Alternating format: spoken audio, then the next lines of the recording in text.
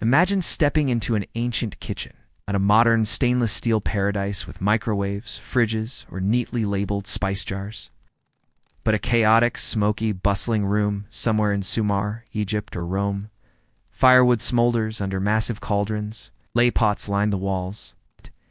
The air is thick with the scent of roasting grains, boiling legumes, and pungent herbs, many of which you would never recognize today. Some of them were delicacies, others staples, but most are now lost to time, leaving us only to speculate on what they tasted like. The first thing that strikes you is the sheer creativity of ancient cooks. They had no refrigeration, no modern preservation, and no mass-produced seasonings. Instead, they relied on sun, salt, smoke, and fermentation to keep food edible. They experimented with combinations that we would consider bizarre: sweet and sour fruits mixed with fish sauces, herbs that now only exist in fragments of manuscripts, grains that have vanished from our modern fields. Take the Sumerians, for example. Their diet included barley, dates, onions, leeks, and garlic, which formed the basis of most meals. But there were also delicacies: sweetened bread, fermented beer flavored with honey, and fruits like the ancient Sumerian pear, whose taste might have been sharper, tangier, and far less sugary than the modern pear. Archaeologists have discovered seeds of fruits that no longer exist, like the mysterious melog. We have no idea what it truly tasted like. Imagine biting into a fruit so alien that your taste buds can't even process it.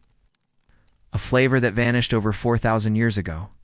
Moving westward, the Egyptians had a fascination with both luxury and ritual in their cuisine. Foods were not only consumed, but also offered to gods in elaborate ceremonies. Ancient tomb paintings depict chefs preparing bread, stews, fish, and poultry, sometimes with honey and unusual spices. But many of their ingredients are gone. Did you know that some varieties of lentils and beans cultivated in the Nile Delta centuries ago are extinct? Or that certain herbs and greens that once added pungent flavor to their stews are no longer available?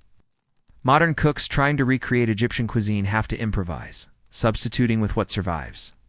And yet, even with substitutes, something essential is missing: the original taste, direct link to the mouths of people who walk the banks of the Nile.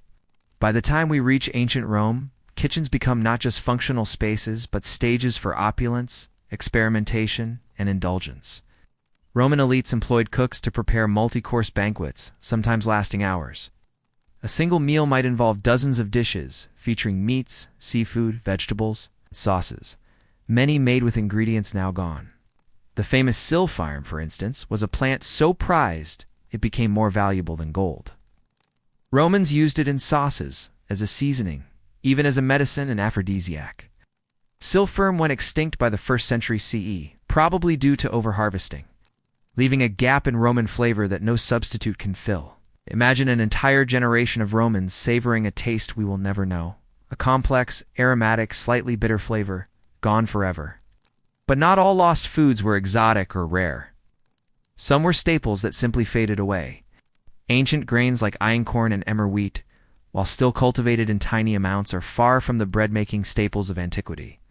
Many fruits have disappeared, as well as certain nuts, legumes, and vegetables. Some were replaced over centuries by more resilient or sweeter varieties. Others lost due to changing climate, war, or soil degradation. The kitchen of antiquity was a place of abundance and scarcity simultaneously, full of flavors that existed only in context, only in that moment. Cooking techniques also influenced flavor.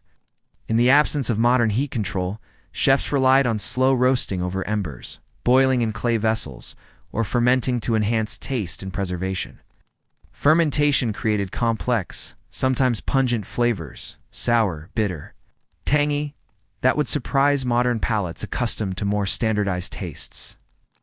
The Romans, Egyptians, and Sumerians all had fermented foods that were considered delicacies: fish sauces like garum pickled vegetables, and honey-fermented pastries.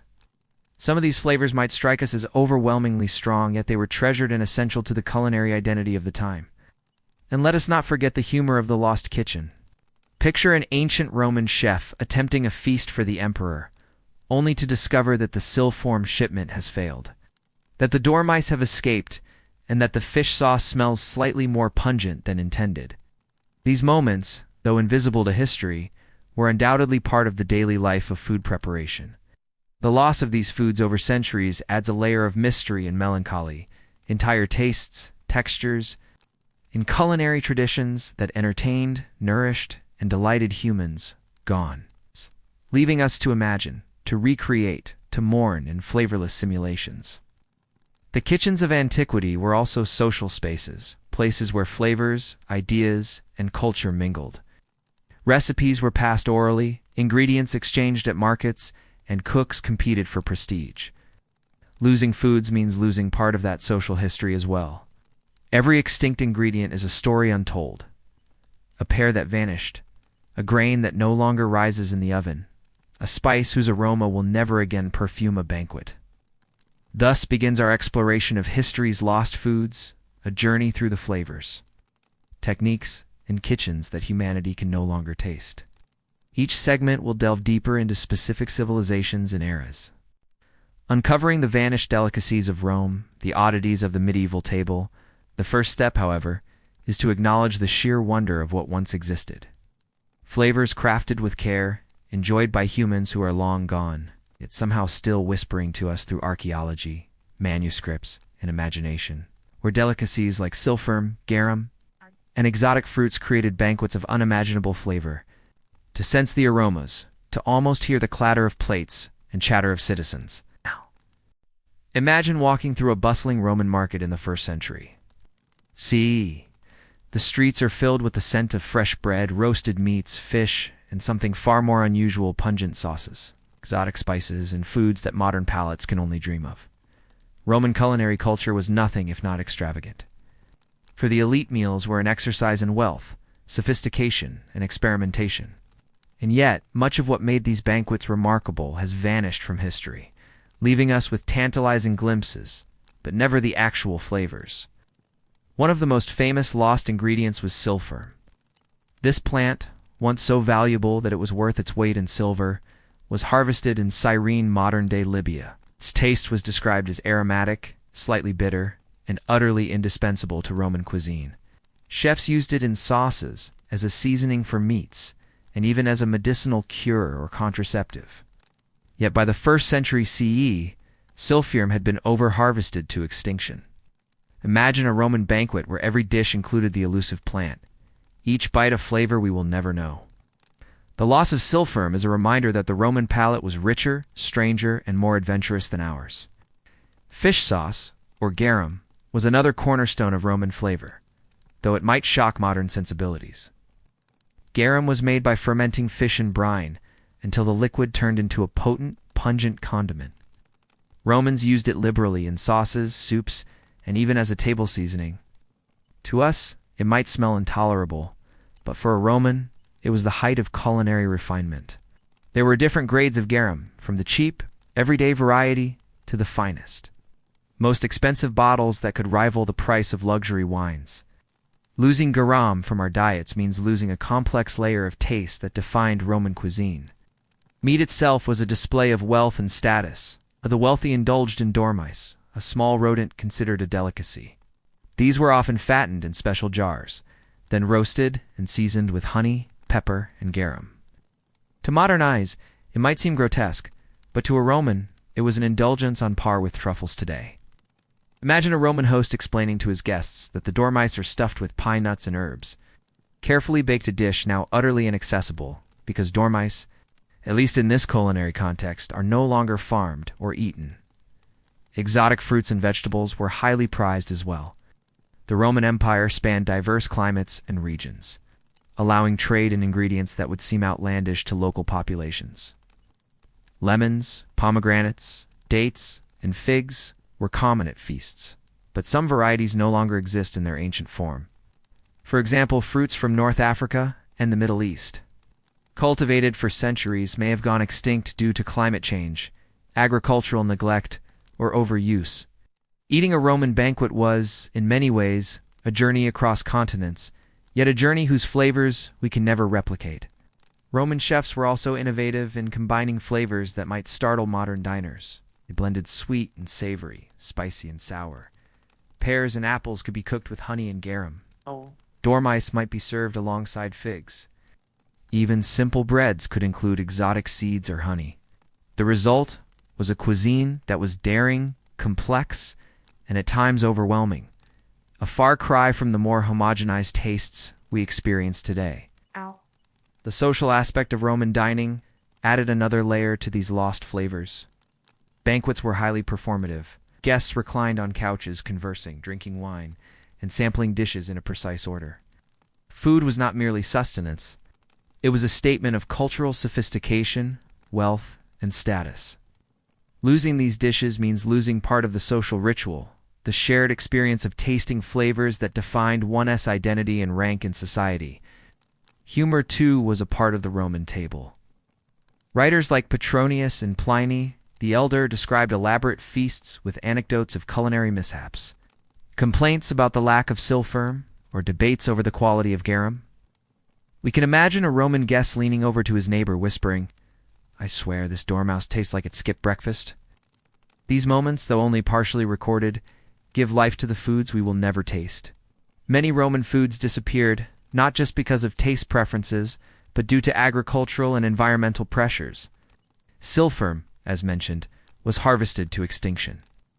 Other plants were replaced by more resilient or profitable crops. Trade disruptions, climate shifts, and the fall of the Western Roman Empire led to the gradual loss of ingredients, once central to elite cuisine. What we have left are descriptions, recipes recorded by historians, and archaeological remains, but never the actual flavor, texture, or aroma. Even when recipes survive, recreating them is an exercise in approximation. Modern chefs attempting to recreate Roman dishes must substitute lost ingredients, guess proportions, and imagine flavors. A dish that once dazzled a Roman banquet might now taste bland. It's overly sweet or unbalanced because the essential elements are gone.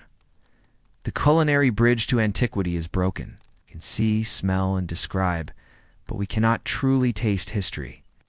In some ways, these lost flavors are a metaphor for history itself. Just as languages, customs, and technologies vanish over time, so do foods. Eating is intimate, temporal, and sensory. Once lost, the experience cannot be fully recovered. Ancient ingredients, recipes, and techniques remind us that history is not just written in texts or stones, but in the ephemeral, fleeting pleasures of taste. As we continue our exploration, the next segment will transport us to medieval Europe, where climate, war, and shifting tastes led to the disappearance of entire classes of foods. From forgotten vegetables to extinct fruits, the Middle Ages offer a landscape of culinary extinction that rivals even the lost delicacies of Rome.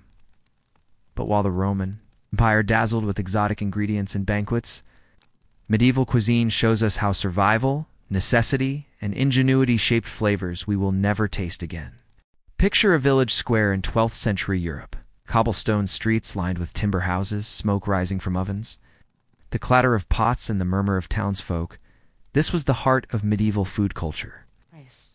Unlike the lavish banquets of Rome, medieval cuisine was defined by necessity, scarcity, and ingenuity.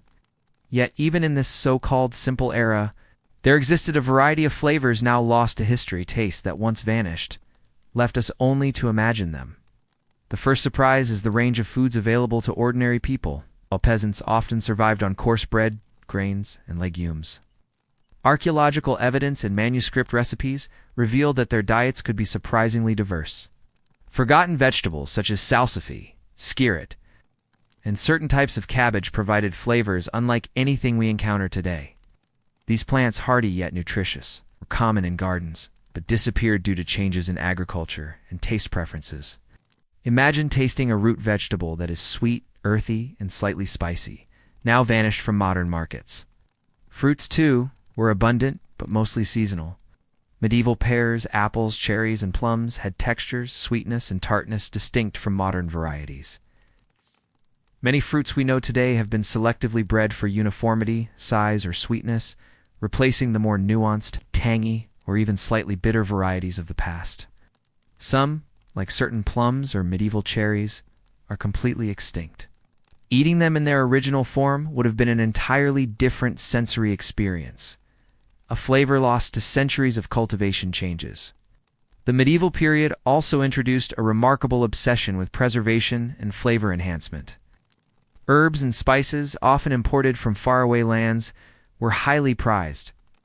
While the wealthy could afford cinnamon, pepper, cloves, and saffron, many commoners used local herbs, dill, fennel, lovage, and wild garlic, to season their meals,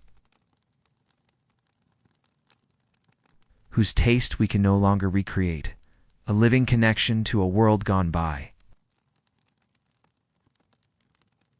Bread was the centerpiece of most meals, yet its flavor, texture, and composition differed drastically from today's mass-produced loaves. Ancient grains like einkorn, emmer, and spelt were still in use, producing denser, more flavorful bread than modern wheat. Some varieties incorporated nuts, dried fruits, or even herbs for taste.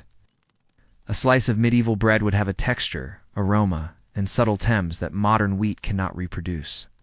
Each bite would tell a story of centuries-old farming and milling techniques, now largely forgotten. Meat was both scarce and unusual in medieval diets. Nobility enjoyed a wide range of options: venison, boar, swan, peacock, and rabbit, often cooked with elaborate sauces combining herbs, spices, and sometimes exotic imports.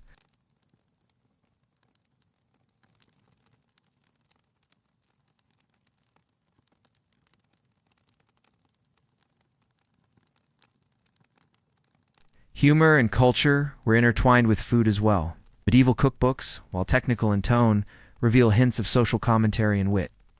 Some recipes caution the cook about using too much spice, lest your guests choke or curse your household. Others describe how to prepare a feast that impresses nobility, or at least avoids public embarrassment. Food was not just sustenance, it was a social performance, a statement of skill, taste, and status. Lost ingredients meant lost jokes, lost nuance, and lost social cues that defined medieval dining. The medieval palate was also adventurous in ways we might find extreme today. Sweet and savory combinations were common. Fruits cooked with meats, honeyed sauces poured over cheese or game, and fermented products, adding pungency. Some vegetables and fruits used that are now extinct or nearly forgotten, such as medieval carrots, purple and white varieties.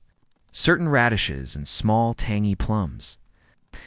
Eating a medieval dish would surprise our modern taste buds, presenting flavors we can only approximate through substitution. The loss of medieval foods was not solely due to taste. Climate, war, and disease played major roles. Crop failures, soil exhaustion, and changing weather patterns led to the disappearance of certain grains and vegetables. The Black Death and other pandemics decimated populations, disrupting agriculture and trade. Recipes requiring now extinct ingredients slowly vanished, replaced by what could survive and grow reliably. By the time the Renaissance arrived, some flavors of the medieval table were already gone, leaving only fragmented descriptions in cookbooks and manuscripts. Preservation techniques themselves were fascinating but largely lost.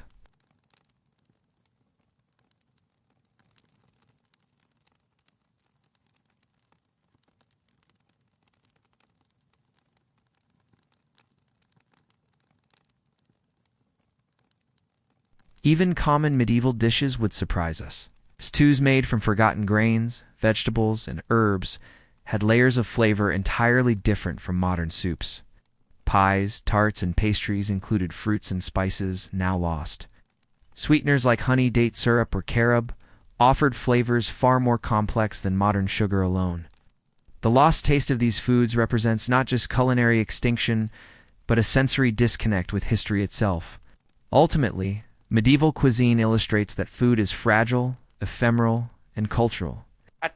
Ingredients, techniques, and recipes are vulnerable to environmental, social, and political changes.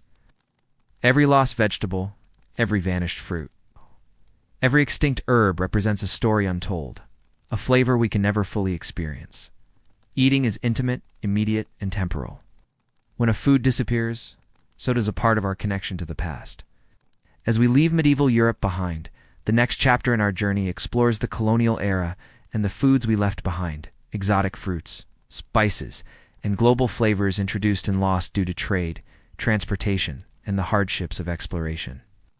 These foods show how globalization in early modern times led to both culinary innovation and permanent loss, offering flavors we will never again taste. The age of exploration from the 15th to the 18th centuries was a period of unprecedented global contact. European ships crossed oceans, establishing trade routes and colonies, carrying with them not only people and ideas, but also plants, animals, and foods. This era introduced Europe to ingredients that would transform diets forever, but also led to the disappearance of others, leaving flavors lost to history. Imagine a ship setting sail from Lisbon or Seville, loaded with barrels of dried fish, sacks of grain, and crates of exotic fruits from Africa, Asia, and the Americas. Some of these foods thrived, others perished along the journey. Mangoes and guavas, for example, were transported across the Atlantic and Pacific, but often failed to root in new soil or were eaten before they could be cultivated. Spices such as nutmeg, cloves, and cinnamon became incredibly valuable commodities. Yet other plants failed entirely, leaving only written records and imagination to reconstruct their flavors. One striking example is the lost American foods brought to Europe. The Columbian exchange introduced tomatoes, potatoes, maize, and chocolate foods that flourished and became staples. But alongside these successful imports were hundreds of fruits, grains, and legumes that did not survive transplantation. Certain varieties of squash, peppers, and beans were grown only in local climates. Seeds that reached European soil sometimes perished or mutated, resulting in flavors far from the original. Imagine a sweet, aromatic berry from the Caribbean, eaten by indigenous peoples, now extinct because it never adapted to European soil. The taste. A burst of sunlight and humidity is gone forever. Europeans were also fascinated by exotic spices, which were not just flavorings, but symbols of wealth and power. The spice trade transformed economies, colonization patterns, and diets. Yet, while some spices thrived and became integral to European cuisine, others vanished due to over-harvesting monoculture, or inability to cultivate outside their native region. Entire flavors, subtle, pungent, aromatic, or bitter, disappeared from our tables as a result. Livestock transported across oceans often failed to thrive. Some species, like certain types of rabbits, goats, and fowl, disappeared from cultivation because they could not reproduce in foreign climates. Meals prepared by colonial settlers sometimes included ingredients that could not be sustained. Recipes were adapted, altered, and simplified, losing their original flavors in the process. Imagine reading an 18th century recipe for a stew containing a now extinct breed of pig, knowing you could never taste it. The colonial kitchens themselves were laboratories of experimentation. European cooks tried to recreate familiar dishes using new ingredients. Sometimes the results were spectacular. Chocolate from the Americas became a sensation, and sugarcane plantations transformed deserts across Europe. Other times the results failed entirely. Mangoes shriveled, cassava turned bitter, and rare herbs simply could not survive transport. These failures highlight a crucial reality. History is not just the story of survival, but of loss. Every ingredient that vanished represents a flavor we will never know. Humor and mishaps were part of the process. Explorers and cooks often wrote about their failures: spoiled fruit after long voyages, livestock that refused to adapt, spices so strong they caused guests to cough and sneeze. Imagine a Portuguese sailor presenting a new delicacy to a noble in Lisbon, only for the fruit to taste so acrid that the chef himself spits it out. These culinary disasters, though minor in the scope of history, represent lost sensory experiences, flavors that existed briefly, tantalized a few, and disappeared. The colonial era also highlights the fragility of food culture. Foods dependent on very specific climates, soils, and cultivation methods often disappeared when transplanted. Other foods vanished due to changing tastes, economic pressures, or cultural biases. For instance, indigenous crops in the Americas were replaced by European staples like wheat, barley, and domesticated livestock. Local flavors, once integral to regional diets, faded into obscurity. Each lost food represents a lost story, a lost interaction between humans, environment, and taste. Even those foods that survived sometimes evolved beyond recognition. Early European tomatoes were small, bitter, and often ornamental. The sweet, juicy varieties we eat today are the result of centuries of selective breeding. Similarly, maize brought from the Americas required adaptation to different soils and climates. The flavors of the original varieties, their aroma, sweetness, texture, are largely gone. Eating modern fruits and vegetables is only a shadow of the culinary past, a pale echo of the rich tapestry of taste that once existed. Colonial cuisine was also a theater of social hierarchy. Nobility could afford rare spices and exotic fruits, while common settlers relied on what survived transport or could be grown locally. Some flavors were symbols of prestige, foods that disappeared when their supply lines failed or when certain plants went extinct. Losing these ingredients was not just a loss of taste, but a loss of cultural identity, a way in which social rituals and distinctions became muted. In many ways, the colonial era demonstrates a paradox. Globalization creates both abundance and extinction. New flavors were introduced, expanding culinary horizons, yet others vanished forever. The recipes, dishes, and ingredients that have survived represent only a fraction of what humans once enjoyed. History is filled with tantalizing glimpses of flavors that existed briefly. A taste of mango in 1500. A rare spice in a Lisbon kitchen, a delicate fruit grown on an island that no longer cultivates it, only to vanish before it could become part of our permanent culinary heritage. As we leave the colonial period behind, the final chapter of our journey examines modern rediscovery, imagination, and attempts to resurrect lost foods. Scientists, historians, and chefs today work to recreate extinct flavors through genetics, cultivation, and careful substitution. Yet some flavors remain permanently beyond our grasp, reminding us that food is as much about time and place as it is about ingredients. The tastes of the past, from Rome to medieval Europe to colonial kitchens, exist now only in memory, imagination, and scholarship, ephemeral and tantalizing. As centuries passed, many flavors disappeared from human experience. Silphium from Rome, medieval vegetables, and lost fruits from the colonial era existed only in manuscripts, illustrations, and tantalizing descriptions. Yet, modern historians, chefs, and scientists are increasingly obsessed with one question: can we bring lost foods back to life? The answer is complicated. Some foods like ancient grains, einkorn, emmer, spelt, have survived in limited quantities. Chefs experiment with them to recreate medieval bread or Roman porridge. The taste is close, but never exactly as it was. Centuries of climate change, soil differences, and selective cultivation have altered the flavor profiles. Each bite is a connection across time, a whisper from history, yet it is only a shadow of the original. Technology has offered new possibilities. Geneticists and botanists analyze seeds preserved in herbaria or archaeological sites, attempting to revive extinct plants. For example, scientists have grown varieties of maize and beans once thought lost, guided by careful research into historical texts and illustrations. Some lost flavors, however, remain elusive. Silphium, extinct for nearly 2 millennia, cannot be resurrected. Recipes that depended on it must substitute other herbs or abandon it entirely. This impossibility highlights a fundamental truth. Some tastes are forever gone. Chefs also embrace imagination. Culinary historians meticulously reconstruct recipes using closest available ingredients, adjusting proportions and preparation methods. Dormice in Roman recipes may be replaced by chicken or rabbit. Lost spices are substituted with aromatic herbs. These efforts allow modern diners to experience a sense of history, though the flavors are never authentic. Yet the exercise is as much art as science. Imagine tasting a Roman feast recreated in a London kitchen. The spirit is preserved, even if the original taste is lost forever. Museums contribute to this revival. Exhibits featuring ancient foods, utensils, and depictions of feasts invite the imagination to fill in the gaps. Visitors can see amphorae, ceramic dishes, and preserved seeds. They can imagine the aromas, textures, and flavors of a time long past. Culinary workshops inspired by ancient recipes allow participants to touch history directly. Me too. Knead dough of einkorn wheat, crush herbs once extinct, or mix honeyed sauces reminiscent of medieval Europe. These experiences, while indirect, connect us to vanished flavors in ways no written account alone could achieve.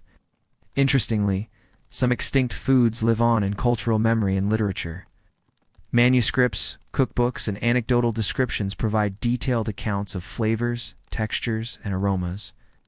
A Roman cookbook might describe garam's pungency or sulfur's subtle bitterness.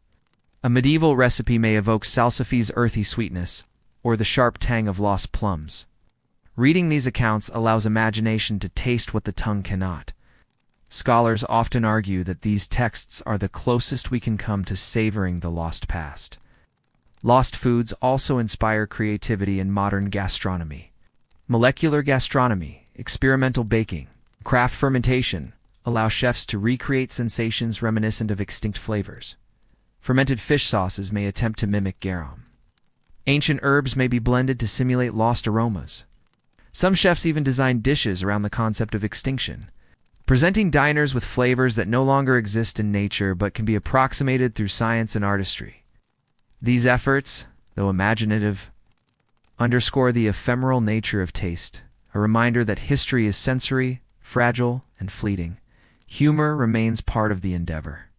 Imagine a modern foodie blogger tasting a recreated Roman feast.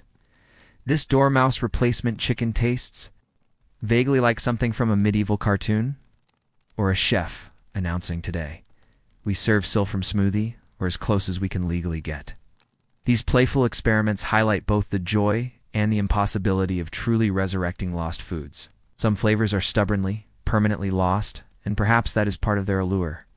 The lost foods of history are also a window into culture and society. Silphire's extinction tells a story of overexploitation. Medieval vegetables vanished due to climate, soil, and shifting tastes. Colonial fruits and spices disappeared because of globalization and failed transplantation. Each lost ingredient represents a human choice, a historical event, or an ecological consequence, reminding us that flavor is inseparable from context. To taste history is to confront time itself, to recognize that some pleasures are forever beyond reach. Finally, the story of lost foods is a meditation on imagination and longing. We will never taste a genuine Roman dormouse stuffed with pine nuts, a sulfur-laced sauce, or a medieval salsify pie. Yet, through careful scholarship, culinary experiments, and creative interpretation, we can approach the essence of these flavors. In tasting, imagining, or reading about them, we participate in a dialogue across time, connecting with humans who lived, laughed. Perhaps the greatest lesson is that flavor is as fleeting as life itself. Just as civilizations rise and fall, so too do the tastes and foods they cherish. Yet, by remembering, documenting, and recreating, we preserve the memory of the flavors we will never truly taste. Each bite, each aroma, each reconstructed recipe is an homage to history, a way to honor the vanished kitchens, the lost markets, and the ephemeral pleasures of human taste. And so, the journey ends not with consumption, but with reflection.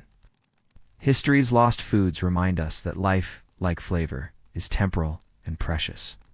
Some tastes are gone forever, yet their stories, aromas, and imaginings remain connecting us to the past.